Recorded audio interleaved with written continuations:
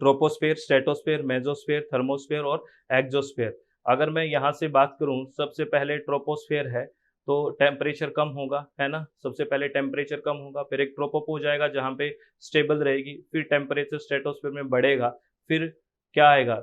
स्ट्रेटोपॉज़ आएगा जहाँ पे स्टेबल कंडीशन होगी, फिर मेसोस्फेयर होगा, फिर टेम्परेचर कम होगा और फिर एक मेसोपॉज़ आएगा और फिर थर्मोस्फेयर रहेगा। तो ये आपको लेयर्स तो पता ही है, वर्टिकल डिवीजन है ये लेयर्स का। और ये लेयर से आपसे डायरेक्ट इसका सीक्वेंस भी पूछ लेते हैं, इतना क्वेश्चन भी नॉर्मल क्वेश्चन आ जाता है। अगर मैं बात करूं टेम्परेचर है, वो temperature decrease at the rate of 1 degree Celsius for every 165 metre of height. आपको पता है जैसे जैसे हम ऊपर जाते हैं तो टेम्परेचर डिक्रीज होता है at the rate of 1 degree Celsius for every 165 metre of height. ये बात कर रहा हूँ मैं ट्रोपोस्फेयर की बेसिकली, क्योंकि स्ट्रेटोस्फेयर में तो बढ़ जाएगा, है ना, बिकॉज ऑफ ओजोन लेयर। तो 1 डिग्री के साथ कितना 165 मीटर के साथ कितना कम होता है? 1 डिग्री सेल्सियस कम होता है। ये नीचे नोट क्या कह रहा है? The thermal expansion of air over equator is more than the poles. ये बहुत इंपॉर्टेंट है, इस नोट को याद रखना, ये कई बार एग्जाम में पूछा गया है। Thermal expansion of air over equator is more than the poles and that makes the atmosphere thicker over equator than over the poles. आपको पता है जो इक्वेटर है वहाँ पे सीधी किरणें पड़ेगी और तिरछी किरणें पड़ने की वजह से वहाँ एक्सपेंशन ज़्यादा होगा, तो जो मोटाई होगी, है ना, एटमोस्फियर थिक होगा, वो इक्वेटर पे ज़्यादा हो जाएगा, फैलेगा ज़्यादा बजाय पोल के। तो ये आपको डायरेक्ट स्टेटमेंट में क्वेश्चन पूछा जा सकता है। और अगर चार्ल्स लॉ के अकॉर्डिंग बात करें, density reduce with increase in temperature at constant pressure. Charles law क्या कहता है कि जो डेंसिटी है होती है वो रिड्यूस होती है, किसके कैसे? With increase in temperature at constant pressure. अगर हमारा प्रेशर कांस्टेंट है और टेम्परेचर इंक्रीज किया जा रहा है तो डेंसिटी क्या होगी? वो कम होगी, रिड्यूस होगी, ये ध्यान रखना है। और ये क्या कह रहा है? Nearly 75% of the total mass of atmosphere is contained in troposphere, है ना, याद रखना है। And thus denser than the overlying layer. लगभग 75% जो एटमॉस्फेयर का मास है वो कहाँ पे? ट्रोपोस्फेयर में है। और about 99% of the total atmosphere mass is concentrated in the 20 miles, यानी कि लगभग 32 किलोमीटर तक 99% टोटल एटमॉस्फेरिक मास आ जाता है अबव अर्थ सरफेस। कारण क्या है? बिकॉज ऑफ ग्रेविटेशनल फोर्स, गुरुत्वाकर्षण बल की वजह से वो खींच के रखा लेता है। तो ये भी आपसे क्वेश्चन पूछा जा सकता है। लैप्स रेट क्या होता है? आपको पता ही है। जो लैप्स रेट क्या होता है? जो टेम्परेचर गिरता है उसी को कहते हैं is the rate at which the atmosphere variable. Normally temperature in earth atmosphere falls with altitude. Altitude के साथ जो टेम्परेचर कम होता जाता है उसको हम बेसिकली क्या बोलते हैं? लैप्स रेट बोलते हैं। तो the rate at which there temperature reduce with altitude is called temperature lapse rate. And average value is कितना है? एवरेज वैल्यू कितना है? 6.5 डिग्री है कितने पर किलोमीटर पे? 6.5 डिग्री सेल्सियस है पर किलोमीटर पे। अगर हम एडियाबैटिक या ड्राई की बात करें तो आपको पता है कितना आएगा? 9.8 आएगा पर किलोमीटर पे। ये भी आपसे यहाँ से न्यूमेरिकल से भी क्वेश्चन पूछा गया था। ड्राई अगर बात करें, एडियाबैटिक की बात करें तो, है ना, ये ध्यान रखना है। और ये नोट भी आपको ध्यान रखना है। Temperature inversion play important role in air pollution. आपको पता है जब टेम्परेचर इन्वर्जन होता है तो एयर पोल्यूशन में बहुत बड़ा रोल अदा करता है। कैसे? बेसिक सी कंडीशन में क्या होता है आप बताओ? जो ठंडी एयर होती है वो नीचे होती है और जैसे जैसे गर्म होएगी वो ऊपर जाएगी, तो गर्म ऊपर रहती है, ये एक नॉर्मल कंडीशन है। लेकिन थर्मल इन्वर्जन में बेसिकली क्या होगा कि जो गर्म हो जाती है वो यहाँ फंस के रह गई और ठंडी वाली ऊपर आ गई मान लो, तो ये यहाँ पे स्टेबल हो गई ना, बेसिकली स्टेबल हो गई। स्टेबल हो गई तो जो ट्रैप कर लेगी यहाँ पे पोल्यूटेंट्स नीचे ही बैठे रहेंगे। पोल्यूटेंट्स क्या रहेंगे? नीचे ही बैठे रहेंगे।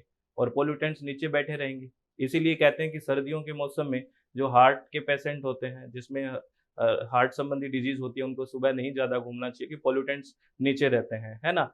तो ये temperature inversion play an important role in air pollution where pollutant release at ground level get confined in the lower layer. यही बात है, नीचे ही रह जाते हैं वो of atmosphere, thus affecting the human and animal life. ठीक है। The vertical stratification where above layer become warmer and lower layer become cooler makes the stratosphere dynamically stable। आपको पता है अगर ऊपर वाली जो लेयर है ये वार्म हो जाएगी, है ना, ये क्या है? thus the vertical stratification where the above layer become warmer and lower layer become cooler, है ना, तो क्या होगा? makes the stratospheric dynamically stable, no convention and association turbulence is found in this layer।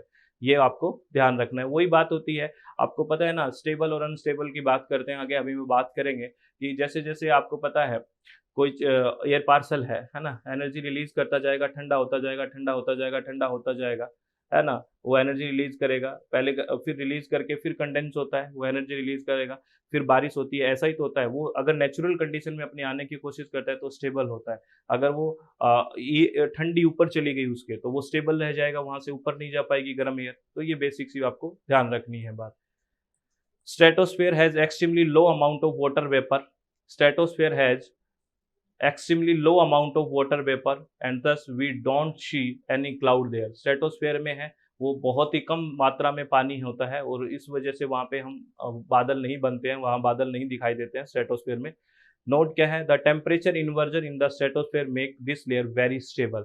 यहाँ पे टेम्परेचर इन्वर्जन होता है stratosphere में और बिकॉज ऑफ टेम्परेचर इन्वर्जन इसको बहुत ही स्टेबल बनाता है और which doesn't allow significant vertical motion of winds. इसीलिए यहाँ पे एरोप्लेन्स वगैरह उड़ते हैं। Vertical winds are nearly absent in some cases में up to a few centimetre per second. यहाँ पे वर्टिकल जो विंड है नियरली एब्सेंट ही रहता है, किसी भी तरह का कोई डिस्टर्बेंस नहीं रहता है, ये आपको ध्यान रखना है। ये क्या है, the coldest temperature in earth atmosphere about -19 degree Celsius. अगर सबसे कोल्डेस्ट टेम्परेचर की बात करें हमारे अर्थ एटमोसफेयर में तो कितना है, -19 डिग्री सेल्सियस है, या फिर हम बात करें -130 फ़ारेनहाइट है, are found near the top of mesosphere layer, है ना, ये आपको ध्यान रखना है। और नोक्टिल्यूसेंट क्लाउड क्या है, इनको हम बोलते हैं एक तरह से नाइट शाइनिंग बोलते हैं, है ना, रात्रिचर मेघ होते हैं। ये किस किस के होते हैं, कार इसमें ये है क्या, basically carbon dioxide, methane and ozone gas with water vapour present there under very low temperature of mesosphere which leads to the formation of microscopic blue white ice cloud popularly known as the noctilucent cloud। ये होते हैं basically, क्या होता है, carbon dioxide, methane and ozone gas with water vapour present. वहाँ पे क्या क्या प्रेजेंट होता है, carbon dioxide, methane and ozone gas और वाटर वेपर भी होगी। तो वहाँ पे बहुत कम टेम्परेचर होगा मीजोस्फेयर में, तो वहाँ पे एक क्लाउड फॉर्मेशन होगा माइक्रोस्कोपिक ब्लू कलर के, है ना, ब्लू वाइट आइस क्लाउड होंगे, उसको हम बोलते हैं एक तरह से रात्रिचर, यानी कि नाइट शाइनिंग, रात को चमकते हैं, तो नोक्टिल्यूसेंट क्लाउड बोला जाता है। तो ये भी आपसे डायरेक्ट क्वेश्चन पूछा जा सकता है, ये भी आपको ध्यान रखना है, ठीक है।